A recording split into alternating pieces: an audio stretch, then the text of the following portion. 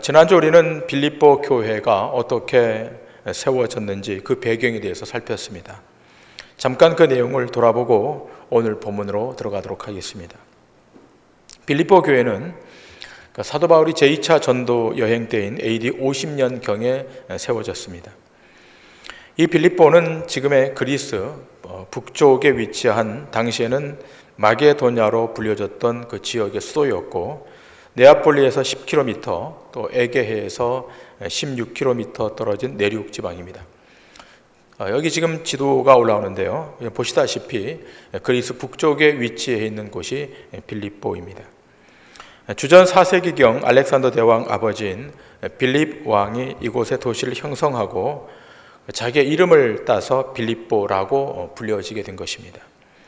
그러나 알렉산더 헬라 제국이 무너지고 로마 제국에 편입되면서 이 도시는 그 로마의 퇴역 군인들이 거주하는 도시가 되었고, 로마 본토의 특권을 그대로 행사할 수 있는 도시였기에 이 빌립보는 로마의 황제를 자신의 주인이라고 부르는 것을 아주 영광스럽게 여겼습니다. 그런데 이곳에 십자가에 못 박힌 예수를 주라고 고백하는 자들이 이 도시에 들어오게 됩니다.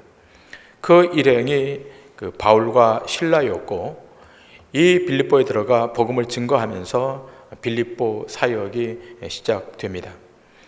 이 사역의 첫 열매는 자주색 옷감 장사 루디아라고 하는 여인이었고, 이 여인이 복음을 받아들임으로 루디아의 집에서 교회가 첫 모임이 시작되었는데, 바로 그 교회가 유럽 최초의 교회인 빌립보 교회입니다.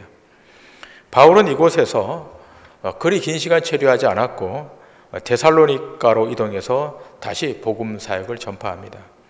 그리고 바울은 3차 전도 여행을 하던 중 유대인들의 고발로 인해서 어려움을 겪게 되고, 바울은 이 문제에 대해서 로마 가이사에게 항소해서 로마로 압송되게 됩니다. 그리고 로마 감옥에 갇힙니다. 바울은 지금 이 로마 감옥에 갇혀 옥중에서 편지를 쓰게 되는데, 그 옥중 서신 가운데 하나가 바로 이 빌립보서입니다. 여러분이 알다시피 그 바울이 쓴 옥중 서신에는 에베소서, 골로새서, 빌레몬서, 그리고 이 빌립보서가 있습니다. 바울은 지금 로마 감옥에서 이 편지를 쓰고 있습니다. 그런데 감옥에서 편지를 쓴다고 여겨지지 않을 만큼 바울의 마음은 평안한 상태였고, 바울은 빌립보 교회 성도들을 향해서 이렇게 그 서두의 메시지를 꺼내고 있습니다. 자, 오늘 본문 1절과 2절의 말씀을 보시겠습니다. 그리스도 예수의 종 바울과 디모데는 그리스도 예수 안에서 빌립보에 사는 모든 성도와 또한 감독들과 집사들에게 편지하노니, 하나님 우리 아버지와 주 예수 그리스도로부터 은혜와 평강이 너희에게 있을지어다. 바울은 지금 로마의 감옥에 결박되어 있고 한치 앞을 모르는 그런 절박한 상황에 직면해 있습니다. 그럼에도 불구하고 은혜와 평강을 전하면서 기뻐하라 라고 메시지를 전하고 있습니다. 아이러니하지 않습니까? 감옥 안인데 은혜와 평강의 메시지를 전달하고 있는 것입니다. 지난주에 들은 바와 같이 바울이 이렇게 감옥에서 기뻐하라고 하는 것은 이미 그 안에도 은혜와 평강이 지배하고 있었기 때문에 이런 메시지가 가능했던 것입니다. 바울의 몸은 감옥에 속박되어 있는 상태였지만 그 영혼은 자유하고 있었고 대단히 평안한 상태에 놓여 있었던 것입니다. 그러면서 바울은 빌립보 교회 성도들에게 더 적극적인 내용의 메시지를 전달합니다. 본문 3절과 4절의 말씀을 보시겠습니다. 내가 너희를 생각할 때마다 나의 하나님께 감사하며 간구할 때마다 너희 무리를 위하여 기쁨으로 항상 간구함은. 바울 사도가 빌립보 교회 성도들에게 인사를 한 다음 제일 먼저 감사의 말을 전달하고 있습니다. 그 감사와 기쁨이 얼마나 많았는지 내가 생각할 때마다 나의 하나님께 감사하고 간구할 때마다 너희 무리를 위하여 기뻐한다라고 고백합니다. 대단한 감사 인사를 지금 빌립보 교회 성도들에게 표하고 있는 것입니다. 여러분, 만일 제가 바울처럼 사역지를 일정 기간 떠나 안식년 기간을 갖고 다른 지역에 머물 수 있는 기회가 있다면 저도 여러분들에게 이런 감사의 메시지를 쓸 것 같습니다. 동도중앙교회 성도들을 생각할 때마다 하나님께 감사하고, 간구할 때마다 동도중앙교회 성도들 때문에 기뻐한다라는 메시지를 쓸 것입니다.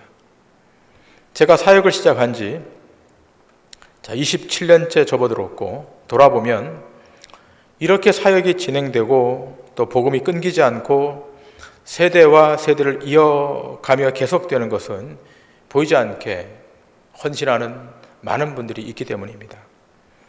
아마도 제가 사역을 마치는 날까지 여러분을 위해 계속 기도할 것이고, 여러분의 수고와 땀을 통해서 동도중앙교회가 중단됨 없이 구속의 사역을 이루어갈 것이라는 것은 믿어 의심치 않습니다. 바울도 이렇게 말합니다. 본문 5절입니다. 너희가 첫날부터 이제까지 복음을 위한 일에 참여하고 있기 때문이라. 자, 바울이 빌립보 교회를 생각할 때마다 하나님께 감사하며 기도할 때마다 기쁨으로 기도했던 이유가 여기 등장하지 않습니까? 너희가 첫날부터 이제까지 복음을 위한 일에 참여하고 있기 때문이라고 말하고 있습니다. 첫날부터 지금까지 계속해서 이 복음의 일에 헌신하고 있다. 여기 참여했다라고 하는 말은 코이노니아입니다. 서로 교제한다라고 하는 말이지만 이 교제가 말로만의 교제가 아니라 실제적인 헌신으로 이어지게 되는데, 그것은 바울의 이 복음 사역을 위해서 연보, 헌금, 선교 헌금을 보낸 것을 의미합니다. 자, 여기서 첫날부터라고 하는 말은 빌립보 교회 사역의 첫 시간, 개척 첫날부터라고 하는 말입니다. 지난주에 본 대로 바울과 실라가 이 지역에 전도하러 온 것은 자의대로 온 것이 아니라 그리스도의 영, 곧 성령의 이끄심 때문에 온 것입니다. 아시아로 가려고 했는데 그 길이 막혔습니다. 그리고 환상 중에 마게도의 어떤 한 사람이 자신들을 도와달라고 하는 그 환상을 보고 여기로 온 것입니다. 그리고 이곳에서 자주색 옷감 장수였던 루디아를 만나게 되고 그 루디아가 복음을 받아들입니다. 그리고 빌립보 감옥에 투옥되어 있던 이 바울의 일행을 감시했던 이 간수가 복음을 받아들임으로 빌립보 교회의 구성원이 되므로 이 빌립보 교회가 시작됩니다. 자, 이런 과정을 통해서 빌립보 교회가 잘 세워졌습니다. 자, 이렇게 세워진 빌립보 교회가 바울의 사역에 계속해서 선교 헌금을 보냅니다. 여러분, 우리가 알다시피 사도 바울이 처음에 파송받은 교회는 수리아에 있는 안디옥 교회였습니다. 바울과 바나바가 이 안디옥 교회로부터 파송을 받고 제1차 전도 여행을 떠납니다. 그럴 때 안디옥 교회는 지체하지 않고 이 두 사람에게 계속해서 선교 헌금을 보냈습니다. 자, 그런데 바울과 바나바가 마가의 일로 인해서 서로 다툼이 일어나게 됩니다. 그리고 헤어집니다. 그래서 바나바는 실라를 데리고, 바나바는 마가를 데리고 구브로 섬으로 가고, 바울은 이 실라를 데리고 이 그리스 북쪽 마게도냐로 오게 된 것입니다. 자, 이러한 복잡한 상황이 이르게 되자 바울을 파송했던 안디옥 교회가 제대로 후원하지 못하는 상황에 이르게 되었습니다. 자, 그런데 유럽에 최초로 세워진 이 작은 교회 빌립보 교회는 처음부터 이제까지 계속해서 이 바울의 복음 사역에 헌신하고 도움을 주고 있습니다. 조금 전에 언급한 바와 같이 여기 처음이라고 하는 말은 빌립보 교회의 사역이 시작된 그 시점입니다. 그리고 지금이라고 하는 말은 바울이 지금 로마 감옥에 갇혀 있는 이 시점을 말합니다. 그러니까 빌립보 교회가 개척된 그때부터 바울이 지금 가장 힘든 시기를 지나고 있는 이 로마 감옥의 이 시기까지 빌립보 교회는 계속해서 바울을 후원하고 있었던 것입니다. 자, 그러면 빌립보 교회가 부요해서 풍성해서 바울에게 이 헌금을 전달한 것입니까? 결코 그렇지 않습니다. 바울이 빌립보에 복음을 전했을 때 그 당시 토착하고 있었던 본토 로마인들, 그리고 토착민 마게도냐 지역민들까지 이들을 강력하게 저항했습니다. 또 강력하게 거부했습니다. 당시 빌립보 교회의 성도가 된다는 것은 모든 인간관계, 모든 사회적 관계에서 고립된다는 것을 의미했습니다. 그래서 그 고통은 참으로 힘든 그런 고통이었습니다. 여러분 기억하셔야 됩니다. 복음이 전달되는 곳, 복음이 전파되는 그 현장에는 언제든지 강력한 저항이 있을 수 있다는 것입니다. 손해도 있을 수 있습니다. 사업에 어려움이 오고 공동체 안에 관계 고립이 오게 되고 또 길도 막힐 수가 있는 것입니다. 자, 이러한 실제적인 어려움이 빌립보 교회 성도들에게 있었습니다. 그러나 그럼에도 불구하고 빌립보 교회 성도들은 끊임없이 바울의 사역을 도왔습니다. 자, 그래서 사도 바울은 고린도 교회 성도들에게 이 빌립보 교회 성도들이 어떻게 자신을 도왔는지를 이렇게 설명합니다. 자, 고린도후서 8장 1절 이하의 말씀입니다. 형제들아, 하나님께서 마게도냐 교회들에게 주신 은혜를 우리가 너희에게 알리노니 환난의 많은 시련 가운데서 그들의 넘치는 기쁨과 극심한 가난이 그들의 풍성한 연보를 넘치도록 하게 하였느니라. 내가 증언하노니 그들이 힘대로 할 뿐 아니라 힘에 지나도록 자원하여 이 은혜와 성도 섬기는 일에 참여함에 대하여 우리에게 간절히 구하니 우리가 바라던 것뿐만 아니라 그들이 먼저 자신을 주께 드리고 또 하나님의 뜻을 따라 우리에게 주었도다. 자, 지금 이 바울은 마게도냐 교회들에게 주신 은혜를 그리스 남부에 있던 고린도 교회 성도들에게 전달하고 있습니다. 하나님께서 얼마나 많은 은혜를 빌립보 교회 성도들에게 부어주셨는지, 그 은혜로 말미암아 내가 얼마나 많은 선교적 도움을 받고 있는지를 고린도 교회 성도들에게까지 지금 전달하고 있습니다. 그들은 가난했습니다. 빌립보 교회 성도들은 어려웠습니다. 그러나 놀라운 것은 그곳에 교회들이 세워지는 역사가 있었다는 것입니다. 그렇게 해서 세워진 이 마게도냐 지역의 교회가, 그 첫 교회가 빌립보 교회였고, 그 다음 교회가 데살로니가 교회였고, 그 다음 교회가 베레아 교회였습니다. 그 당시 교회라고 할 때 그 교회는 건물이 있지도 않았습니다. 한 집에 모여서 몇십 명 정도 모이는 그런 교인들로 구성된 그런 교회였습니다. 그들은 늘 가난에 직면해 있었습니다. 그럼에도 불구하고 넘치는 연보로 인해서 그 사역이 끊어지지 않도록 계속 진행되고 있었습니다. 자, 그런데 그들의 연보만이 아니라 그 이면에 또 하나의 원인이 자리하고 있었음을 사도 바울은 말하고 있습니다. 우리가 표면적으로 볼 때 빌립보 교회 성도들이 믿음이 좋아서 물질이 풍성해서 선교 후원금을 많이 보낸 것처럼 생각할 수도 있을 것입니다. 그러나 그렇지 않습니다. 그 이면에 또 다른 이유가 있었습니다. 바울의 사역이 계속 가능해지고 그로 인해서 선교 후원이 풍성해진 것은 거기에 하나님의 보이지 않는 주권적 개입이 있었음을 바울은 증거합니다. 바울은 6절에서 이렇게 말하고 있습니다. 너희 안에서 착한 일을 시작하신 이가 그리스도 예수의 날까지 이루실 줄을 우리는 확신하노라.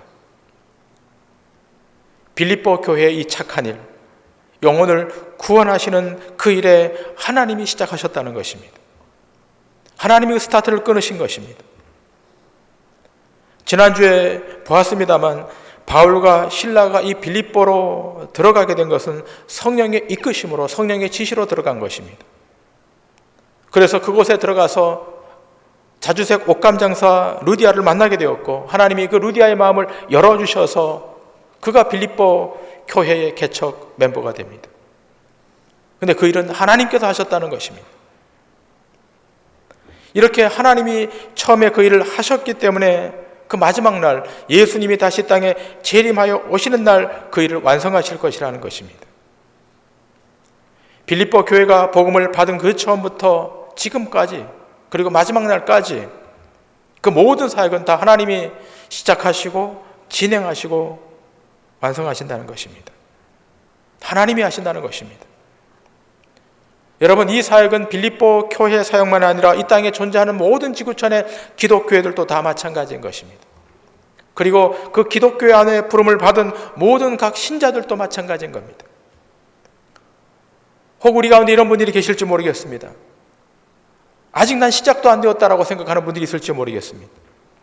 또 어떤 분들은 시작을 했는데 계속 절망 속에, 계속 어둠 속에, 계속 실패 속에 직면해 있는 분들도 있을지 모르겠습니다. 그러나 기억하셔야 됩니다. 우리 안에 하나님의 구원의 일을 시작하셨다면 하나님은 반드시 그 일을 완성하시고 이루어내실 것임을 믿으셔야 됩니다. 하나님이 어떤 방식으로 이루어내시는가 하면 앞에서 살펴본 바와 같이 마게도냐 지역의 교회들처럼 환난과 극심한 가난 가운데서도 더 넘치는 기쁨으로 충만케 하여 이 일을 가능하게 하시는 것입니다. 환난이 있습니다. 고통이 있습니다. 그러나 그것보다 더 넘어서는 놀라운 풍성한 기쁨을 하나님이 공급하게 해주셔서 그 일을 시작하시고 이끌어 가시고 마치시겠다는 것입니다. 그리고 하나님은 구속의 일에 대해서, 구원의 일에 대해서 신실하시기 때문에, 사람의 신실함은 어제 바뀌고 오늘 바뀌고 내일 바뀌지만 하나님은 영원 전부터 영원 끝까지 신실하시기 때문에, 이 구원의 사역에서만큼은 신실하시기 때문에 하나님은 그 일을 이루시는 것입니다. 자, 구약 성경 말씀 두 군데를 보십니다. 이사야서 41장의 말씀입니다. 이사야서 41장 1절부터 4절의 말씀입니다. 섬들아 내 앞에 잠잠하라. 민족들아 힘을 새롭게 하라. 가까이 나오라. 그리고 말하라. 우리가 서로 재판 자리에 가까이 나아가자. 누가 동방에서 사람을 일깨워서 공의로 그를 불러 자기 발 앞에 이르게 하였느냐. 열국을 그의 앞에 넘겨주며 그가 왕들을 다스리게 하되 그들이 그의 칼에 티끌 같게 그의 활에 불리는 초계 같게 하며 그가 그들을 쫓아가서 그의 발로 가보지 못한 길을 안전히 지났나니 이 일을 누가 행하였느냐? 누가 이루었느냐? 누가 처음부터 만대를 불러냈느냐? 나 여호와라. 처음에도 나요 나중 있을 자에게도 내가 곧 그니라. 자, 4절에 이사야 선지자는 말합니다. 이 일을 누가 행하였느냐? 누가 이루었느냐? 누가 처음부터 만대를 불러냈느냐? 나 여호와라. 처음에도 나요 나중 있을 자에게도 내가 곧 그니라. 처음에도 하나님이 시작하셨고 나중에 그 끝지점에도 하나님이 마치시겠다는 것입니다. 자, 이사야서 44장 1절 이하의 말씀입니다. 나의 종 야곱 내가 택한 이스라엘아 이제 들으라. 너를 만들고 너를 모태에서 지어낸 너를 도와줄 여호와가 이같이 말하노라. 나의 종 야곱 내가 택한 여수로나 두려워하지 말라. 나는 목마른 자에게 물을 주며 마른 땅에 시내가 흐르게 하며 나의 영을 네 자손에게 나의 복을 네 후손에게 부어주리니 그들이 풀 가운데서 솟아나기를 시냇가에 버들같이 할 것이라. 한 사람은 이르기를 나는 여호와께 속하였다 할 것이며 또 한 사람은 야곱의 이름으로 자기를 부를 것이며 또 다른 사람은 자기가 여호와께 속하였음을 그의 손으로 기록하고 이스라엘의 이름으로 존귀히 여김을 받으리라. 이스라엘의 왕인 여호와, 이스라엘의 구원자이신 만군의 여호와가 이같이 말하노라. 나는 처음이요 나는 마지막이라. 나 외에 다른 신이 없느니라. 내가 영원한 백성을 세운 이후로 나처럼 외치며 알리며 나에게 설명할 자가 누구냐. 있거든 될 일과 장차 올 일을 그들에게 알릴지어다. 너희는 두려워하지 말며 겁내지 말라. 내가 예로부터 너희에게 듣게 하지 아니하였느냐? 알리지 아니하였느냐? 너희는 나의 증인이라. 나 외에 신이 있겠느냐? 과연 반석은 없나니 다른 신이 있음을 내가 알지 못하노라. 자, 이사야 선지자는 말합니다. 이스라엘의 구원자이신 만군의 여호와가 이같이 말하노라. 나는 처음이요 나는 마지막이라. 나 외에 신이 없느니라.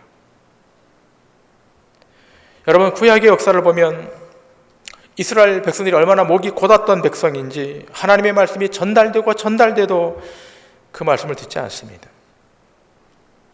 그래서 이스라엘 백성은 다 망하게 됩니다. 더 이상 회복이 불가할 만큼 완전히 절망 상태에 가라앉습니다.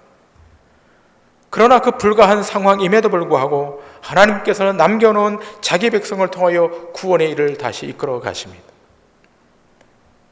그렇게 하나님이 시작하신 그 일을 하나님이 마지막에 완성해 내시겠다는 겁니다. 너희들의 손으로 너희들의 힘을 빌어서 완성하는 것이 아니라 내 능력과 내 주권을 동원해서 그 일을 완성해 내시겠다는 것입니다. 이스라엘 백성들을 선택하신 하나님, 근데 그 이스라엘 백성들이 말을 듣지 않습니다. 계속 불순종의 길을 걸어갑니다. 그러나 그럼에도 불구하고 남겨진 하나님의 백성을 다시 끄집어내셔서 하나님 일을 완성해 하시겠다는 것입니다.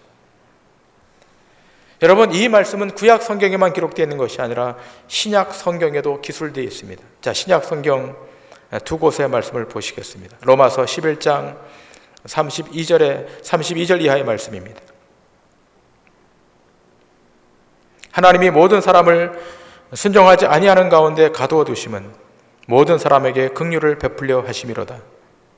깊도다 하나님의 지혜와 지식의 풍성함이요 그의 판단은 헤아리지 못할 것이며 그의 길은 찾지 못할 것이로다. 누가 주의 마음을 알았느냐? 누가 그의 모사가 되었느냐? 누가 주께 먼저 드려서 갚으심을 받겠느냐? 이는 만물이 주에게서 나오고 주로 말미암고 주에게로 돌아감이라. 그에게 영광이 세세 있을지어다. 아멘. 자, 36절에 이렇게 말합니다. 만물이 주에게서 나오고 주로 말미암고 주에게로 돌아감이라. 하나님은 창조주시기에, 이 모든 만물을 창조하신 창조주이시기에 모든 만물은 그로부터 나왔던 것이고 그로 말미암는 것이고 결국은 그 앞으로 돌아가는 것입니다. 여러분, 하나님께서 이스라엘 백성을 선택하셨습니다. 놀라운 주권적 선택입니다. 그러나 그 선택을 받았음에도 불구하고 그들은 선택받은 하나님의 사람답게 살지 못했습니다. 결국 이스라엘은 망합니다. 바벨론에 완전히 멸망당합니다. 그러나 그 망한 그들을 방치하지 않으시고 다시 돌이키십니다. 오직 구원의 긍휼을 베푸셔서 돌이키십니다. 그래서 하나님은 그 일을 다시 재개하시고 이끌어 가십니다. 지금도 그렇습니다. 하나님 이 땅에 흩어져 있는 많은 하나님의 백성들을 한 명 한 명 찾으셔서 하나님의 구속의 사역의 완성의 일에 우리를 초대하시고 그를 이끌어 가시는데 우리를 동참시키고 계십니다. 자, 그런데 여러분, 누가 그것을 인지하고 있는가라고 하는 거예요. 그것은 바로 그의 인생 가운데 성령이 임한 자는 그것을 인지한다는 것입니다. 그런데 이미 여러분 안에 성령님이 와 계십니다. 그 성령님이 하나님이 어떠한 일을 하고 계신 일을 조명하고 계십니다. 성도들에게 임한 그 성령님을 통해서 하나님의 놀라운 성령의 역사가 임하여 지금 진행되고 있다는 사실을 보게 하십니다. 빌립보 교회 성도들에게 보게 하셨던 것처럼 오늘 우리 동도중앙교회 안에 하나님의 구원의 역사가 진행되고 있다는 사실을 우리는 볼 수 있습니다. 무엇을 통해 보는 것입니까? 성령의 조명하심을 통해 보는 것입니다. 우리의 눈을 열어서 다시 보게 되면 하나님의 사역이 쉼 없이 우리 동도중앙교회 안에 진행되고 있음을 보게 될 것입니다. 여러분, 하나님의 사역은 누구와 협의하고 하는 사역이 아닙니다. 누구와 의논하고 하는 사역도 아닙니다. 만물이 주에게서 나왔고 주로 말미암고 주에게로 돌아가기 때문에 그 처음과 과정과 그 마지막을 하나님의 주권적 능력으로 행사하시고 완성하시는 것입니다. 이것은 교회 사역뿐만 아니라 모든 성도로 부름받은 각 개인도 그러한 것입니다. 자, 여기에 대해서 사도 요한은 이렇게 증거합니다. 요한계시록 1장 8절의 말씀입니다. 주 하나님이 이르시되 나는 알파와 오메가라. 이제도 있었고 전에도 있었고 장차 올 자요 전능한 자라 하시더라. 자, 이 사도 요한은 성부 하나님과 성자 예수님을 분리하여 말씀하지 않고 함께 말씀하고 있습니다. 알파와 오메가 되신 주님께서 이제도 계시고 전에도 계셨고 장차 오실 분이시고 전능하신 분이라고 말씀하고 있습니다. 하나님은 자기의 이 구속사역을 시작하시고 진행하시고 끝내시는 일에 자신의 전능함을 동원하시겠다는 것입니다. 자, 요한계시록 1장 17절 이하의 말씀입니다. 내가 볼 때 그의 발 앞에 엎드러져 죽은 자같이 되매 그가 오른손을 내게 얹고 이르시되 두려워하지 말라. 나는 처음이요 마지막이니 곧 살아있는 자라. 내가 전에 죽었소노라 볼지어다 이제 세세토록 살아있어 사망과 음부의 열쇠를 가졌노니 그러므로 네가 본 것과 지금 있는 일과 장차 될 일을 기록하라. 자, 사도 요한이 복음을 증거하다가 밤모섬에 유배를 갑니다. 자, 그리고 지금 이 빌립보서를 쓴 사도 바울은 지금 로마 감옥에 갇혀 있습니다. 이들의 공통점이 있지 않습니까? 몸이 한 공간에 갇혀 있다는 것입니다. 그러나 여러분 또 다른 점이 있습니다. 그들이 전하는 복음은 갇혀 있지 않다는 겁니다. 몸은 갇혀 있지만 복음은 시공간을 초월하여 전파되고 있습니다. 사도 요한이 요한계시록을 기술할 때 그 앞에 죽음의 공포가 다가왔습니다. 사도 요한은 이 요한계시록을 기술하면 곧 죽을 것입니다. 자, 그런데 놀라운 일이 일어납니다.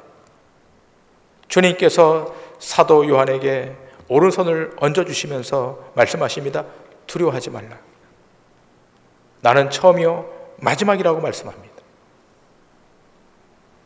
사도 요한이 요한계시록을 서술할 즈음에 하나님의 손이 그를 덮습니다. 두려워하지 말라. 나는 처음이요 마지막이라.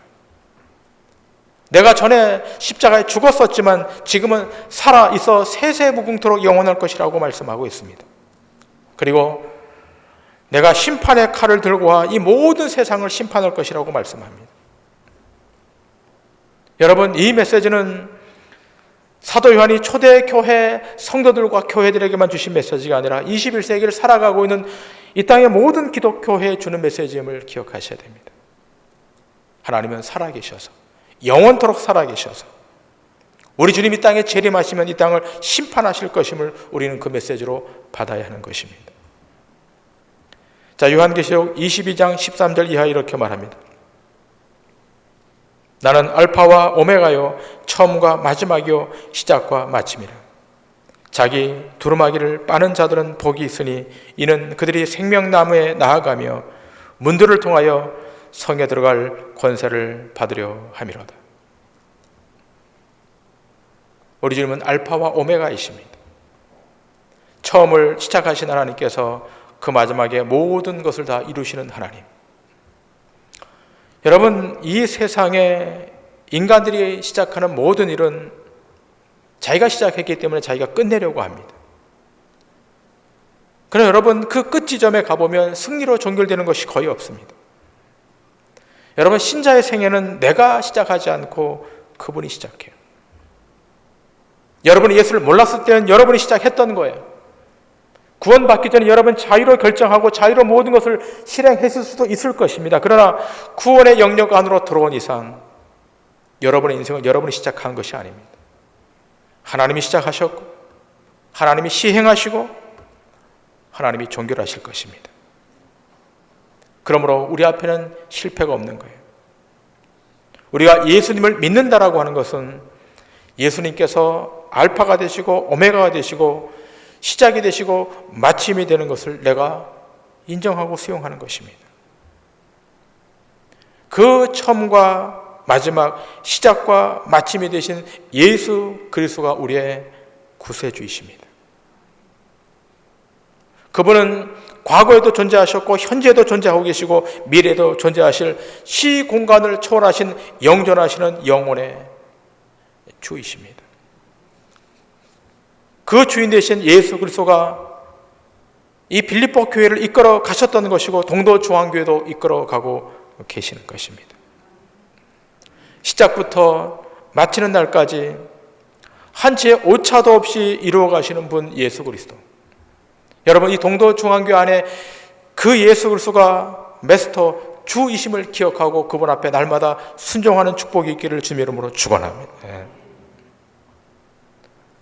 이것은 교회 공동체뿐만 아니라 그 공동체원으로 부름받은 성도 한 사람 한 사람도 그런 거예요. 하나님께서 여러분을 불러주셨습니다. 초대해 주셨습니다. 자, 그렇다면 여러분이 시작하신 것이 아니라 우리 주님이 시작한 거예요. 우리 주님이 시작하셨기 때문에 여러분의 마지막도 우리 주님이 책임지실 거예요. 여러분의 몸을 누가 만드셨어요? 우리 주님이 만드셨습니다. 그런데 여러분의 몸이 좀 망가졌습니까? 아픕니까? 그러나 걱정하지 마십시오. 여러분의 몸을 온전케 하실 분 예수 그리스도이십니다. 하나님이십니다. 힘든 절망 가운데 있습니까? 그것이 실패가 아닙니다. 그 실패의 현장 가운데 이끌어 가시는 분이 하나님이십니다. 마지막에 여러분에게 승리를 허락하실 하나님이 여러분의 인생을 이끌어 가고 있음을 믿으시길 바랍니다. 교회의 사역이 아름답게 마무리되고 주님 재림하실 때 우리 인생이 승리로 그 앞에 설 수 있는 것은 우리의 힘이 아니라 전능자 예수 그리스도의 힘인 것입니다. 시작과 끝, 알파와 오메가 되시는 하나님의 주권과 전능함이 여러분의 생애 속에 또 우리 교회 공동체 안에 놓여 있으므로 날마다 순간순간마다 세상 앞에 승리하는 역사가 우리 인생의 여정 가운데, 신앙의 여정 가운데 있기를 주님의 이름으로 간절히 축원합니다.